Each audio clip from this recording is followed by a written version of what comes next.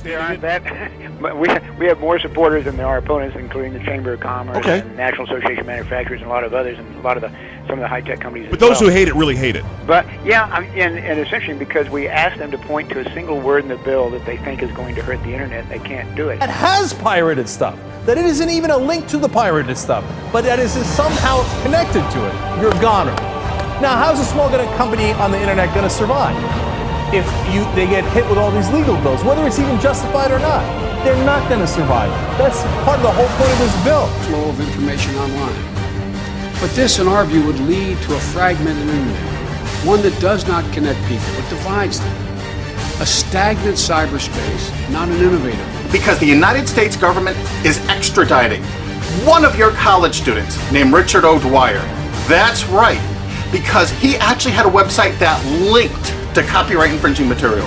I'm not kidding, he just linked to copyright infringing material. He didn't host any on his website. If you've ever used torrents in the UK and you've shared files online, you can kiss your mom goodbye because the United States government's got a nice cold jail cell waiting for you.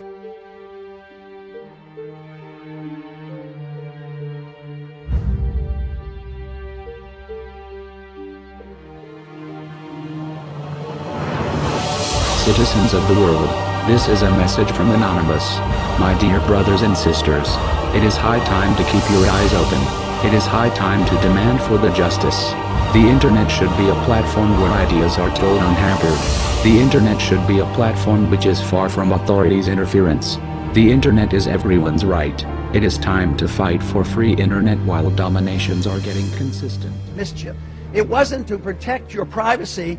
Right now, today, this government spends more time and energy in passing law, invading your privacy. It should be the other way around. We want exposure and openness of government. We want your privacy back. And we don't want the government to be messing around with the internet, invading our privacy. We don't need a Patriot Act that tells you that the government can come in and invade your house and your homes and your papers and everything that you do without a proper search warrant. Surprisingly, was met with a very strong opposition from all sides, showing that some people in this world are still sane.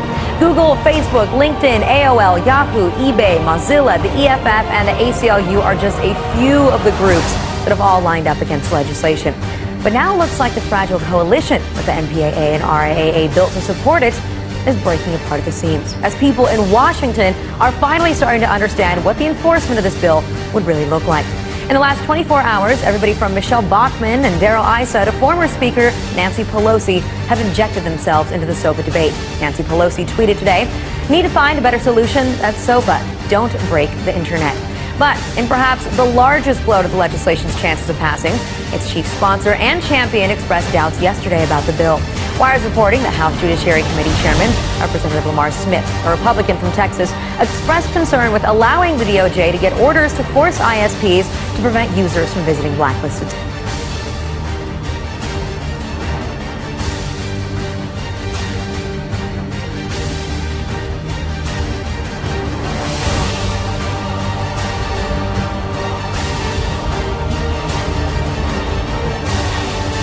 Going to campaign against Lamar Smith. Seriously, we need a bunch of those videos out there. We need to forward them to the media. We need to make sure that this guy is not elected. All right, not